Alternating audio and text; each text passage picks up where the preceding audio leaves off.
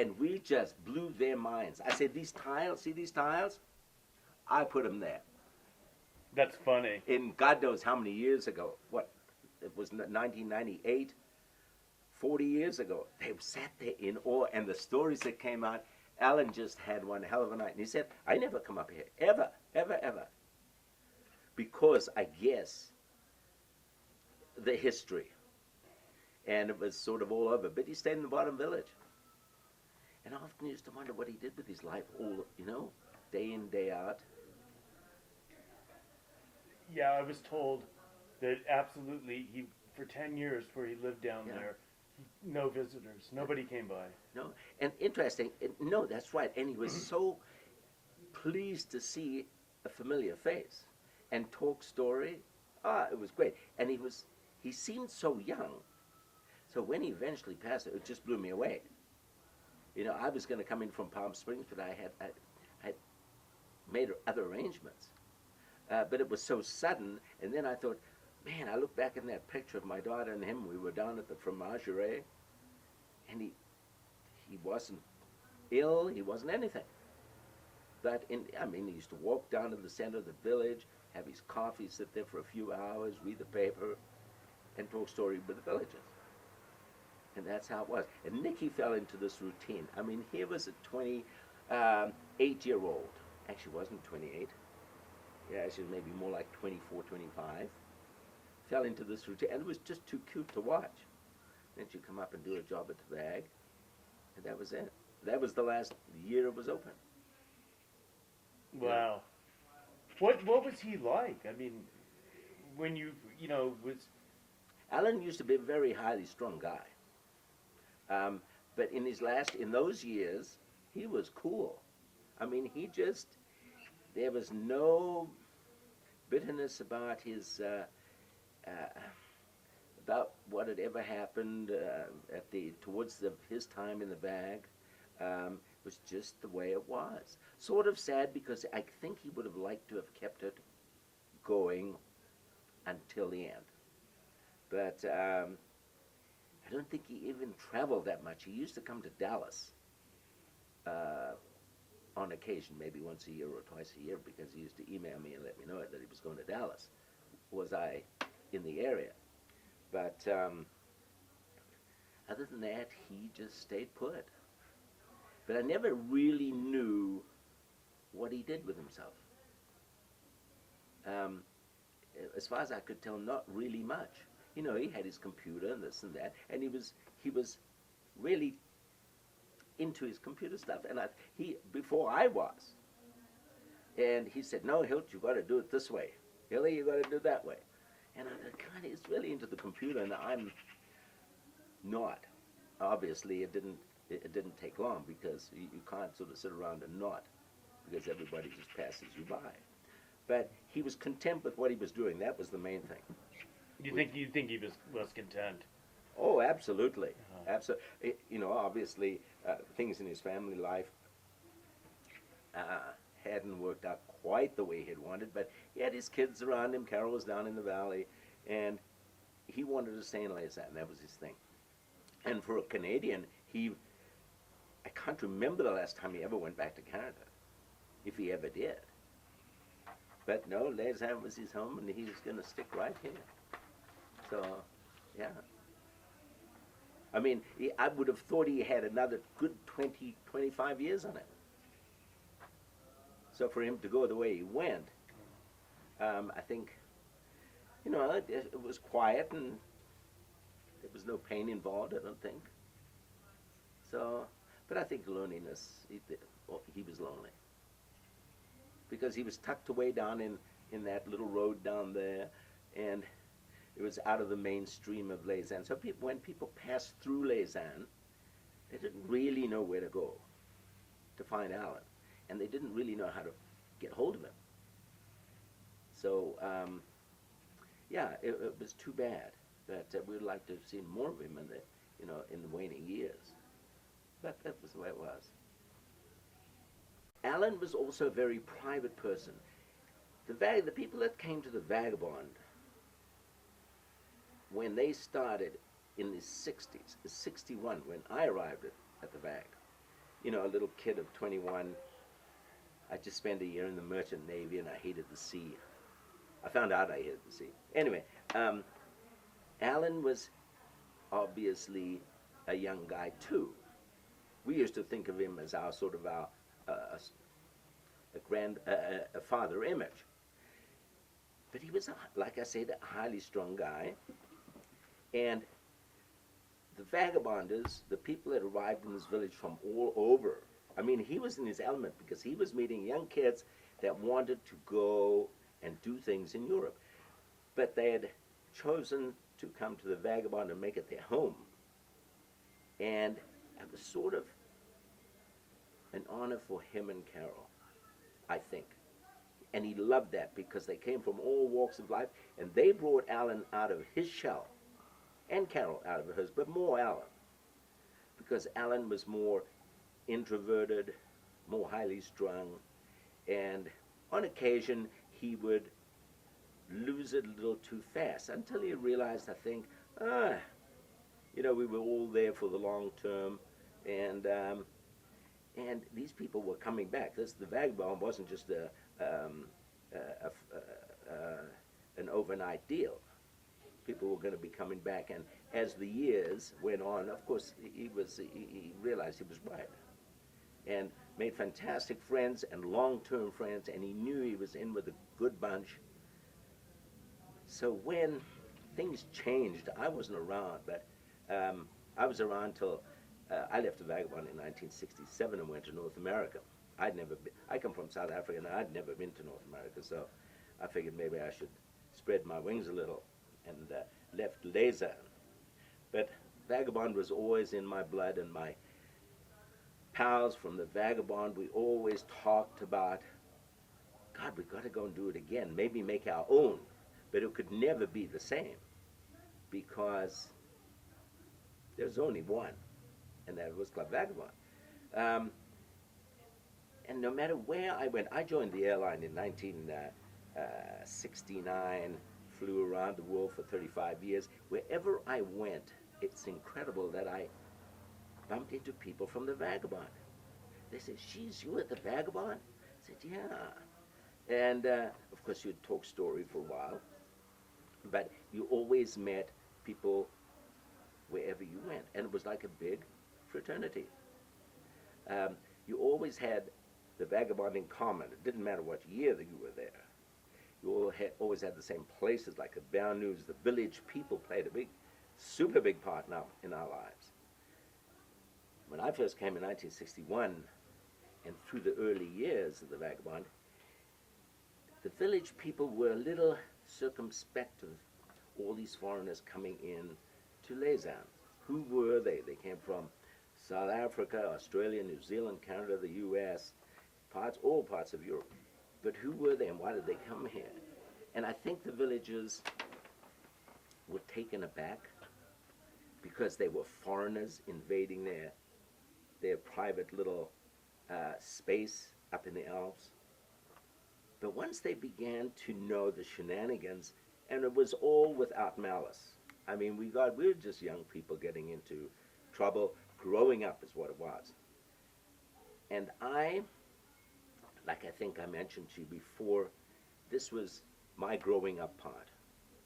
I just was a young kid who left South Africa at 17, really with no game plan for life. I'd finished school, but I had to go and explore. My mother wasn't about to let me go at 17, so it was much against her will. She finally met me at the table and said, "Okay, we're with you." So they really didn't have much choice. I was going whether they liked it or not. But I arrived in Europe in short pants and knee socks. Just a kid wet behind the ears. You know, like I said, I found my way into the Merchant Navy for a year. And then from England, friends had said I was going to Lausanne, hotel school in Lausanne. And friends had said, while you're here, we're going to take you up to meet some friends of ours up in a little village called Lausanne. And these are Canadians and South Africans, one Rhodesian, New Zealand lady, Joan Seaman, who started a club, and you just might fit in. Needless to say, we came up the mountain. I'd never been up here from Lausanne. I was, as I say, just going to hotel school. But I met them all, and the whole idea of the Vagabond was just blew me away. And I never left. I never even went down to get my things. They sent them up the mountain. And that was it for the next 7 years. That was my home. So, and Carol and Alan became my parents, because although they weren't that much older, in those years, age means quite a bit. Age gaps mean quite a bit. And so we looked up to them. You know, when we were out of line, they put us straight. But laughed about it 2 minutes later. So, but we knew that they were serious. So they gave us jobs, they steered us clear, and getting back to the villagers suddenly realized after 2 or 3 or 4 or 5 years that we were sort of fun. So they joined us, and friends with the people. And so when coming back in 2011 and meeting people that we hadn't seen for, villages that we hadn't seen for 40 years, they were absolutely over the moon. So even if we didn't speak their language as well as maybe they would like to, or we could communicate, I have a knack of communicating with somebody who doesn't speak my language, so it really doesn't matter if I speak theirs or not. So we both meet in the middle and we talk nonsense and think it's fantastic. But we certainly understand one another, and we understand what we mean to one another, and we certainly understand what our friendships mean. And so we can come back to Lausanne anytime, although the Vagabond is no more. We can come back and spend our time here and just be our home. So it's like coming home. Coming up the mountain is like coming home. It's too cool. And of course, when the weather's like this, we're never going to leave. So here's the 50th anniversary. You've arrived at this. Uh-huh. What were your first feelings when you came into town with your friends and started to see other people in the village? What was your, what was it? What were your emotions? I was coming home. And like I said, coming up this mountain, seeing everything that was so familiar to me, it was like coming home from an extended vacation. It may be 40 years or 50 years, but not much has changed. You know, the few odd new chalets here and there, but to all intents and purposes, the people, especially the villagers, and their attitude is even warmer than I can ever remember. I mean, to us, it just warmed our hearts to see villagers coming to our little functions and being there and being a part of us. You know, sometimes you go to places and people are, you know, standoffish, but not here. Lausanne just welcomed us with open arms. And that made us feel good. Like we weren't so bad after all. You know, over the years, you tended to sort of maybe get a bit of a feeling that you were foreigners. But as the years went by, the villagers obviously warmed up to us. And when we left, when different personalities left, obviously some were more remembered than others, but when you came back into town, man, it was like brother and sister. And age didn't matter at all. And when you went into stores and they said, oh, you're vagabonders. Wow, it didn't matter who it was, you were just vagabonders. Come to this fantastic get-together. The club itself, you know, the bar, the infamous bar, it obviously had an effect. You know, speaking of villagers. Well, let me put it this way: because of the history here of the sanitariums, Yeah. TB, clearly it's been a fairly cosmopolitan village to begin with, at least since I don't know, the mid 19th century, whenever this became as such.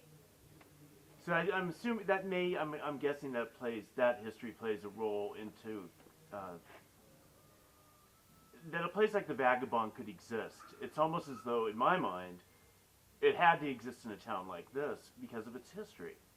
And the fact that the building was a sanitarium at one point. Oh, and that's what makes it, you know, as opposed to any other village, whether it be in Switzerland, Austria, wherever, this had a deeper history. That it maybe wasn't as pretty as some villages. Mind you, there's no view that can compare with Lesa. But today, the sterileness of sanitariums is somewhat diminished.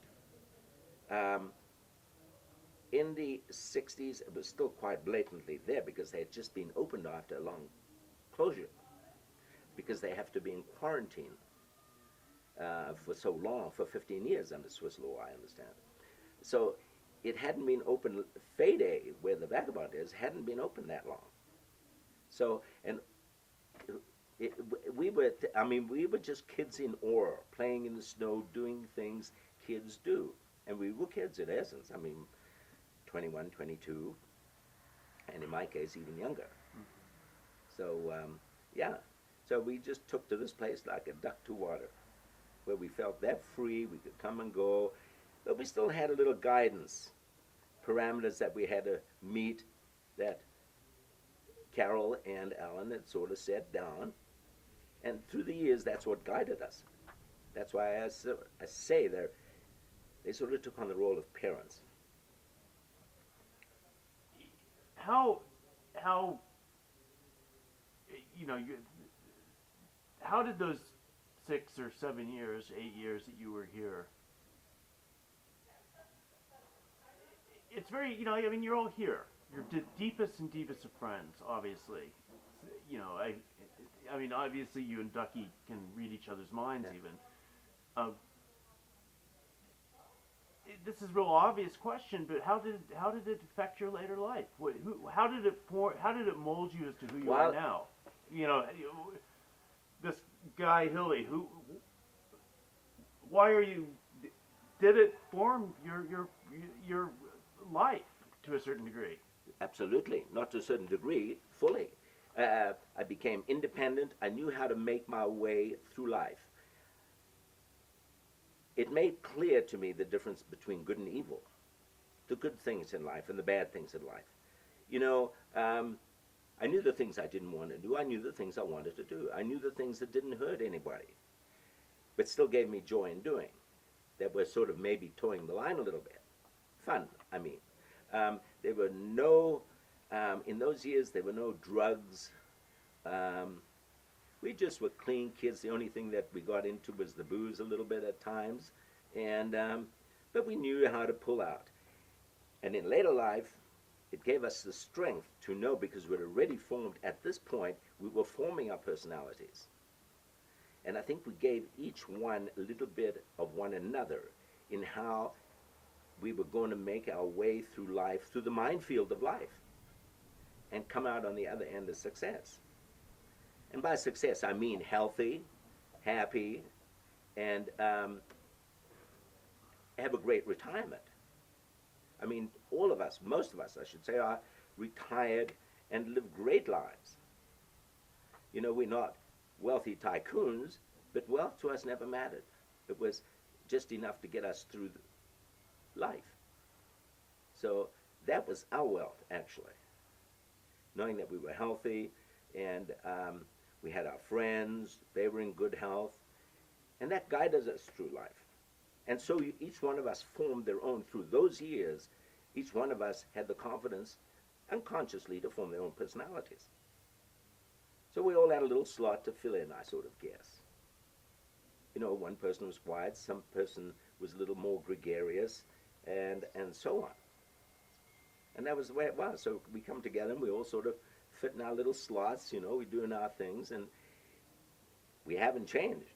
As we've seen, since we left the Vagabond years ago, we come back today and find that we've gotten older, but we're still the same people.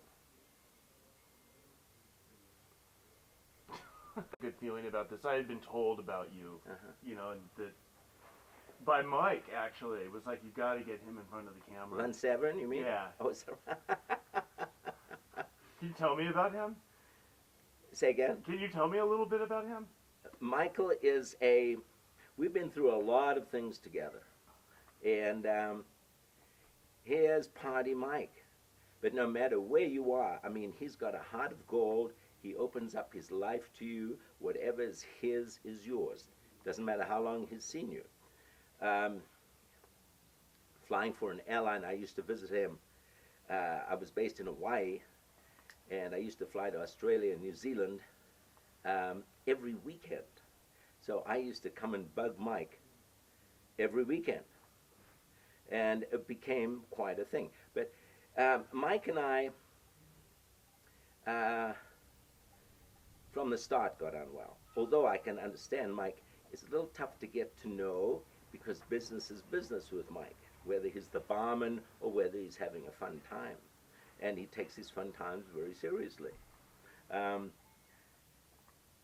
So if you don't know him, you may feel a little left out because he's so busy having a good time, he may forget about you, but he hasn't really. So he's had a very different life. He spent his years in the Vagabond, spent time in Europe after that, and then went over to the States, spent time in the States, and then decided New Zealand was really home. So that's where he's sort of holed up right now. And on occasion he'll come out, but that's too bad that he wasn't here because he really wanted to be here, but he had other arrangements that he had already made and he had to take care of. And that was just Michael.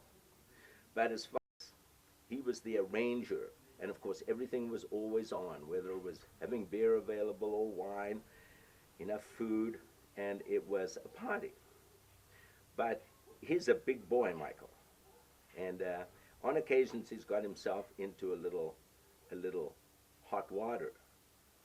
I can tell you one time in Greece, on the island of Mykonos, we got into, not him and I particularly, well, yeah, it was him and I. It was over an item, and the police wanted to know something, and Michael said, you're not taking my friend away, thinking I was being arrested. Well, he went to hit me, and instead, when I ducked, he hit the cop behind me.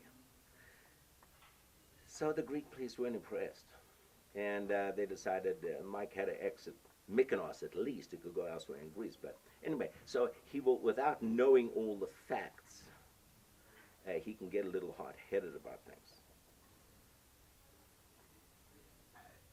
You all traveled a lot. Yeah. So you would come here and do a season, make some money, a little bit of money, enough to go take off. And what was the general pattern of that? That was actually, you hit the nail on the head. That was the general pattern. This was our home. We made money here, such as it was, but in those days, a little went a long way. And whether you were a ski instructor or whether you worked in the Vagabond, whether you were a lifty on the lifts, a pastry chef in the village, it really didn't matter because you all had the same idea. It's summertime and it's time to move around. So we used to have a circuit. We would go to Oktoberfest. First of all, we would go to the running of the bulls in Pamplona. Then we would go to the wine festivals. We'd hit the race circuit in Monaco, then up to the Oktoberfest in Munich. And then it was time to go down to Mykonos and recuperate. So Mykonos sort of was our destination after leaving Lausanne for the summer, but we had to attend a few little functions on the way down. It took a little longer than you had planned for obvious reasons. The wine was good, the beer was good, and the women were a lot of fun. All of those guys will attest to that. Michael especially. But no, we all got along. There was nothing like you get today. I mean, there weren't any ulterior motives, whether you're male or female. You got together and said, geez, let's share a car, let's share expenses. Everybody had the same kind of money. And if you got together in any romance, which there were many in the Vagabond, I tell you, over the years. It wasn't based on how much you earned, because we were all earned the same, nothing. But we all came out of the end of the summer smelling like roses and back to the Vagabond and Lausanne to have a fantastic winter. So, but people in the meantime, there were the steady people that lived, and then the people came in and out for weeks or months on end, and they also made their footprint in Lausanne. And let's say the Vagabond also affected them in many ways forever. But the steady people that lived here constantly over those years were always here. And as I said before, you go and meet them anywhere in the world. And as opposed to any other lifestyle, it was, you made roots here, and those roots remain forever. I mean, it didn't matter whether you called somebody after not seeing them for 25 years and say, Mike, it's Hilly here. Listen, I'll be down in Auckland. You got a place for me to put my head? Not a problem. It sounds like, as somebody who's climbed, I understand how, there's like even one day on a big climb, for example, or anything in life, whether it be even right now, I'll never forget this. This is something. It's a moment of time that packs a punch. Oh, Let's just put it that way, and that doesn't come very frequently for a majority of people. There's the big bonus at Christmas time. A child born, a wedding, that sort of thing. But from talking to you all, it strikes me that those 1 year, 2 years, even 3 months that people had, their every day packed an absolute punch. Because you lived it to the max. You didn't care about hangovers. Hangovers were a non-entity. You got up and carried on because there was something else to go and play at. And it was like having to go to work, but you didn't think of it as work. You didn't want to miss a moment because you wanted to live it all. That was the interesting part about it. But you came out and you went later on in the day or the week, you went and did whatever job you were doing. And you did the best you could. But you still left your footprint in the person or the people that you were working with's lives, whether they be locals especially. I'll never forget coming back 30 years. The first time I came back to Lausanne was 30 years afterwards, to the Vagabond, just to look and see. Well, I went up the telecabbing, the teleferry, and one of the lifties that I had worked with in 1961, a local guy, local villager. I was just getting into the cable car, and he turned to me and said, "Mais dis donc, Whittaker." He had remembered he was a lifty with me. He was now the president of the telecabbing company, and he was actually helping people get in the cable car. Oh, wait. I think people want to say he was quite good on camera. Kind of the opposite of yourself. Oh, is that right? Well, not it's retrospective. Oh. Great stories, though. Well, you see, it doesn't matter what year you're here. You always have great stories to tell. Some just remember them a little more vividly and with a little more impact, I guess, than others. But like the telephony guy, his name was Guy. Monsieur Whittaker. Of course, that they didn't know me as Hilly. Oh, well, now they do. But in those days, because I worked for the telephony company, I was an employee. So the only thing they remembered was half of my last name. And that was, I guess, something that sort of stuck on their tongue. Whittaker. It was really cute, yeah. Wow. When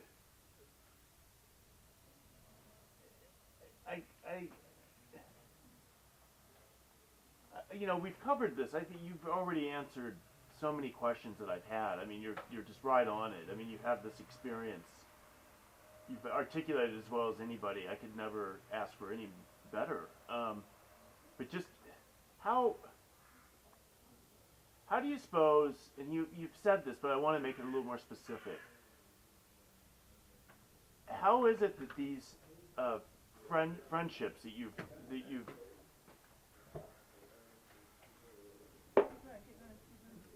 I just need the door closed. That's okay. But such as with her, How are these friendships? why are they so old? How do they continue? I know you've already gone over this. I just want to and answer it like this for me. Those friendships, answer it with the question. Okay. Okay. Those friendships lasted forever because we understood one another. You know, somebody may be ticked with you for a second, but hey, they're back to themselves seconds later. And so they will understand you as you will understand their personality. And so it was never a lasting animosity. Some people bear a grudge forever and a day. Well, you know, life is too short. In our cases, in my friendships, with the likes of Rosemary or Ducky and others, life is too short to bear a grudge for a minute. One just has to understand who you're friends with and what their personalities are like, and that's the way they are. Just like that's the way I was. Fortunately, I had a lot of understanding people in my life. I used to be a party. I mean, I used to be a partier.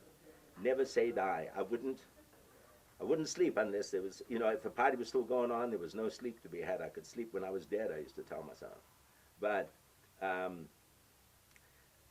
there was never a moment to be missed. So you got to know these people, and through the years, you just gravitate towards one another. Not intentionally. I believe in metaphysics, and I believe there's an inner power that guides things within us. And this is what I put it down to. People have of a like mind, that get along well, are drawn to one another. And that's just the way it is. You have control over it to a certain extent, but hey, it just happens, and that's the way good things happen in life. If you're positive thinking, positive things happen. And that's what I tell my daughter. Don't let negative thoughts sit there for 5 seconds. And so that's, to answer the question, that's exactly what has happened with all the friends. They put up with a lot from me when I was younger. Like I said, I was a big drinker. Although I quit drinking when I was 34, and I'm 68 now, I was on the line. It was time to stop because I would spoil all the good times. So I had to pull my boots up and think, life exists without alcohol. And that's what I found. My personality is exactly the same. I haven't changed one iota, but I was an alcoholic by the time I was 34. The good times really set in, but I had to recognize the red flags when they came up, which I did, and I took action accordingly. So, but as far as the booze goes, I've never missed it for 1 second, not one iota, and because it really isn't a part of my life. That was something that was just passing through that may have gotten hold of me, but I recognized the symptoms, and I had to take action. But that also happened through the years. That also happened through the years, that subconsciously you were having a party and you didn't realize, man, alcohol is getting into the system, and before you realize it, you can't do without it. But that was what the Vagabond, Alan and Carol, had taught me subconsciously over the years, and Leza and at the Vagabond, was independence, and I had to look out for myself. I had to take care of me to make the good times last. So I had to take care of my problem, being alcohol, and I had to take action accordingly. So there was no choice. I was either going to land up in the gutter or have a fantastic life. So there was really no choice. So that's an incredible journey in and of itself. Oh, absolutely. Through that whole program. I know what you're talking about all too well. Uh-huh. And just from my own experience with family members. Alcohol's a very insidious thing. I mean, if you just notice me, how careful I am around it, it's because of a genetic issue that I'm frightened of. So. Well, I believe we're all born independent. We can all take action independently. So the problem right now, or then, was with me. I couldn't blame my folks. I just find it's interesting to talk. This is irrelevant. I doubt if any of this would ever get used, but it's interesting to hear it. But a lot of these guys I've talked to, the alcohol plays a huge role in these stories, enormous amount, and it's frightening. Oh, it's frightening because Yeah. they can't or don't know when to stop. You know, and in those days I can sort of blame it on my youth.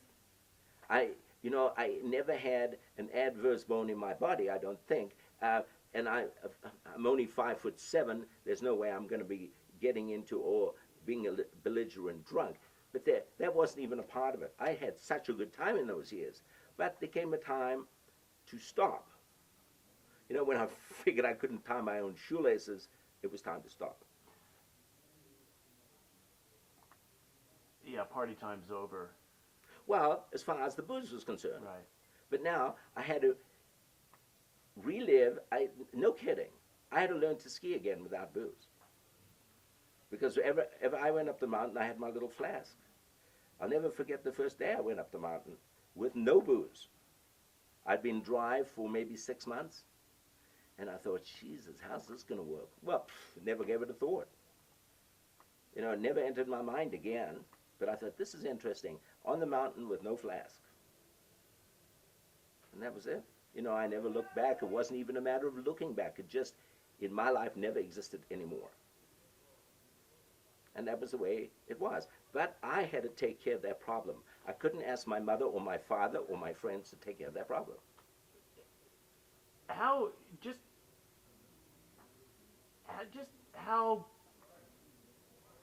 proportionately at the Vagabond, just to get a little bit kind of off base here, but sort of on base.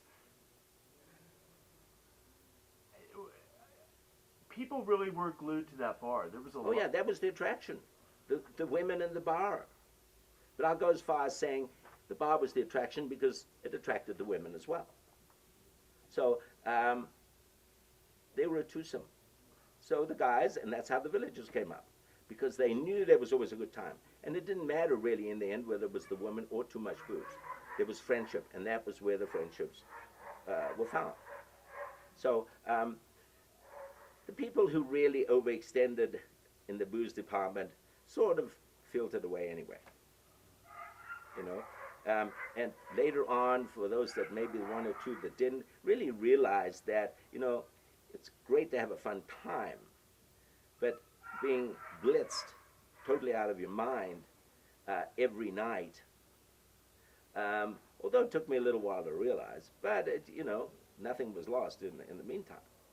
But people will still do it to this day, and I think once you're into old or middle age and older age, it gets tougher as the years go on, because all of a sudden you've got a friend that's always with you, and that's alcohol. But anyway, we're sort of, yeah, that's just one of the things. Yeah. Let's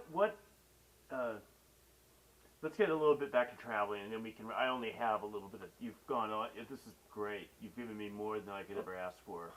So I'm sure I'll think of more things after I watch this. You've answered so many questions. It's just incredible. It's like you knew what I was thinking. Let's get a story out of you. Well, I could bend your ear forever today. I know sure that. you don't I may have time. to just do a trip just to do that. Wow. Quickly, tell us that story is so outrageous. Which one's it? The one in I guess was it where you were in Libya with the man that may have died or not. You put that one. Yeah, Libya. Okay, Libya. The statute of limitations I've heard is, that's not really an issue. So this is such a good one.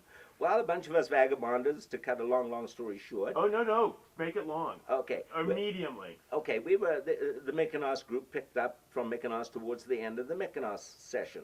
And we went through the Middle East. We had 2 cars, went through the Middle East, and made a lot of friends. In Lebanon, it was time to split up. And because carrying a South African passport, I wasn't allowed in Egypt. And that was their next stop. They were going to go by ferry, take the cars by ferry, and go to Egypt via Alexandria. Well, they left me behind, and I would see them some 4 or 5 months later, they thought. I was offered a ticket by a Lebanese friend who said, listen, go at your own risk to Egypt and see if you can get in, which I did the next morning after my friends had left. I ended up in Cairo before them, interestingly enough, not having to even pay for my visa, and with a South African passport. I think they thought I was an American citizen. But of course, I reached Giza. That was the place to go with your little backpack. And a young kid approached me. I had a fantastic experience. A young kid approached me, and he said, "Hey, mister, you want to ride? Horse ride?" I said, "Yeah, sure." So he said, "Dump your backpack in the stable. Let's go." So we rode out into the desert. An incredible experience. The sun was setting full on the horizon, and the moon, a full moon, was coming up on the other side. 2 big orbs in the sky with the pyramids in the middle. 6:30 in the evening. It was just incredible. Anyway, we rode out for a couple of hours, came back, and we rode into, and it was dark. Somebody had camped behind the stables. Couldn't figure out who it was, but we rode around, and suddenly I realized it was my friends who thought they wouldn't see me for another 5 months. So I said to the little kid, I said, just walk through the camp. Make like you don't see them, the 2 of us. So we did, and we stopped right in the middle of the camp, and one of the gang, Dave Johnson, looked up and he said, you know, if I didn't know any better, I would swear that was Hilly on that horse. And then, of course, I heard that, and I just said, hi, guys. Well, of course, they got blown away. To carry on the issue into Libya, we got, with a little strife, got up the escarpment from Egypt into Libya, and because we had 2 vehicles, or 1 vehicle that had serious mechanical problems. They're calling you to go. I know he's fascinating. Okay. I haven't held them. No, I know. Come on, Hill. Okay. You want me to He's go? having a heart attack. I'll tell you over the phone, or I'll come today. I might think I'm just the old person. And some of my memories are through the family album as well. So I see people through the family album and certain events through the family album. So those are my memories, I would say, from the 60s. In the 70s. Can you maybe speak up a little bit? Okay, yes. Let me. It's just. Yes, that's my voice, which is low. Yeah. We'll try. Okay. Get used to the Yes. voice you've been using this weekend. Okay. Well. Who are you? Well, I'm Scott Rankin. I'm Alan's and Carol's oldest son. So I'm born here in Leza in 1963. So we lived in a house just a few houses down the street from the Vagabond, and we actually had au pair girls among the staff who took care of us.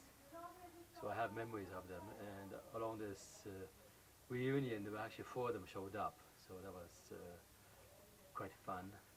Most of my memories from the 60s, I would say, were basically through the photo albums, because being a kid, you don't remember things. So the Vagabonds, which I do remember, are the ones from the 1970s. They're now, I would say, the most. This dog. Yeah. Just hold for a minute. Yeah. Just give me the go. And action. Okay. Hello, I'm Scott Rankin. I'm Alan and Carol's oldest son.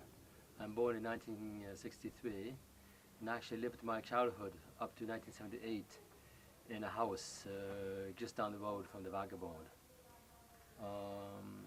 I actually had a set of babysitters who were among the Vagabond staff. So that was some of my experience with the Vagabond, and I always went up to the Vagabond time to time, so I knew most of the staff. Now my 60s memories are obviously through the photo albums, since I don't remember things simply being too small. I do have memories of the VAG and the staff from the 70s, being about 10 years old. The thing which the Vagabond did, I would say the best travel aspect is the whole travel. Hold the thought. let's start with let's say, so Scott, how your memories as you got older.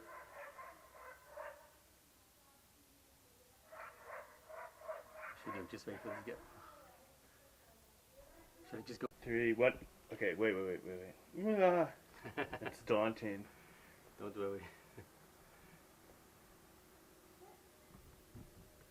All right, Scott. Start over from the beginning because we moved you. Oh dear. Okay. Yeah. I'm Scott Rankin. I'm Alan's and Carol's oldest son. I'm born in 1963 and lived in Laser until 1978 when my mom moved down to the valley. I lived in a house just down the street from the Vagabond, and I actually had quite a few Vagabond babysitters. Some of these babysitters came over here on this reunion, so that was a great pleasure to meet them again. Most of my memories from the 60s are through the family photo albums. Being too small, you don't remember things at that age. I do have memories of people from the 70s, because by then I was about 10 years old, so you do remember things. Traveling, this has given me probably a good experiencing ideas of traveling and fun ways to travel. Let's just backtrack a little bit. Sorry. Answer it this way, or say it this way. Growing up, not at the Vagabond with it, but as it being in my life, how did it affect you now as an adult? And answer it with the question. Well, growing up with all these travelers gave me probably a good outlook on how to travel, or ideas to travel, or the curiosity to visit things, which I have done over the years. So I've either traveled, or especially in the 80s, I've been to a few vagabonds abroad, or since then on other trips, it's given me the curiosity to just look at things in different countries which I've been visiting, or ideas of places to stay, or how to hunt up a cheap place to stay, or a nice place to stay, or an interesting area to visit. Overall, though, as an adult, beyond traveling, do you think that this background that you have, has it shaped you in any way? Well, yes.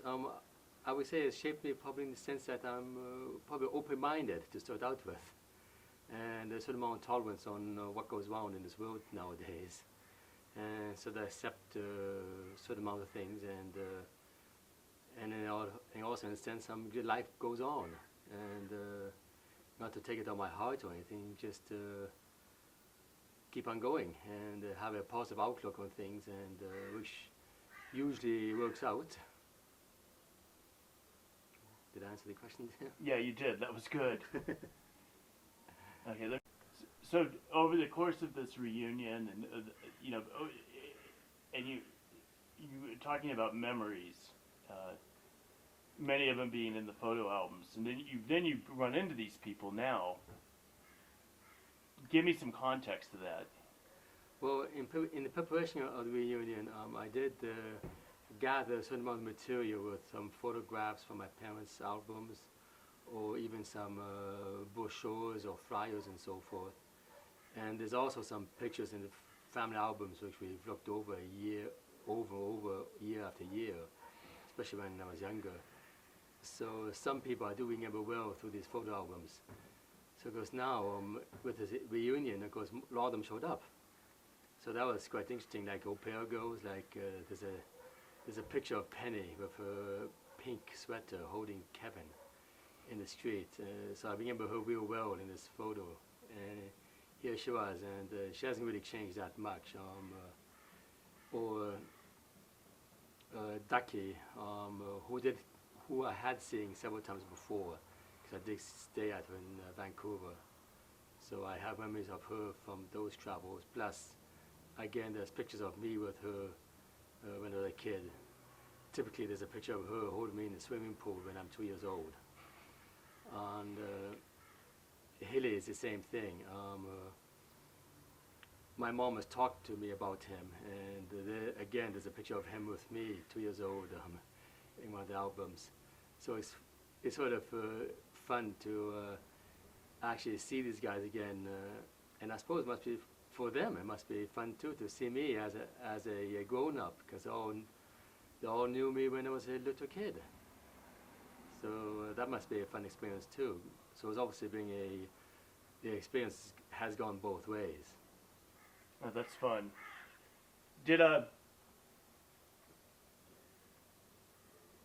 How's the weekend? What do you think your mom is thinking right now about this weekend? Well, my mom is over the moon. We'll start again. So with all these people here for the reunion, and how today, now that it's over and people are leaving, how's your mom doing? How's she feel? Well, my mom loved it. She was talking a lot about it before it took place, and I showed her the different brochures and so forth when I was preparing them, and that brought back memories to her. And then afterwards, everything just went beautifully because everybody got along well. Stories took up after 40 years. The weather, we had beautiful weather, so nobody could complain about that. So that obviously helped with a nice weekend. So my mom was just over the moon, and it's sort of like a happy story ending almost. So we'll see how it will be the next few days. So it's paid off on her part, and all these people that they've kept in touch. And I mean, what do you think? What is it about the place that these friendships have been forged? How is it that that's happened? From your sort of an insider-outsider perspective, what is it about the place? Well, to my opinion, what probably happened too is that it was sort of a stop-off place for many people. These guys were traveling for several months or even several years, which you could do in the 60s, and the Vagabond turned out to be a good spot to maybe spend a month or so or work for the season either on the Vag staff or on the lifts, because it took like maybe 5 people to operate the telecabine, it took 3 to operate the T-bar, so it took quite a few people to work the resort. So staying there for several months, of course, obviously creates bonds. So that's where all these people have kept contact over the years, and my mom and my dad, every year we write Christmas cards to a lot of these people, and we had Christmas cards coming in.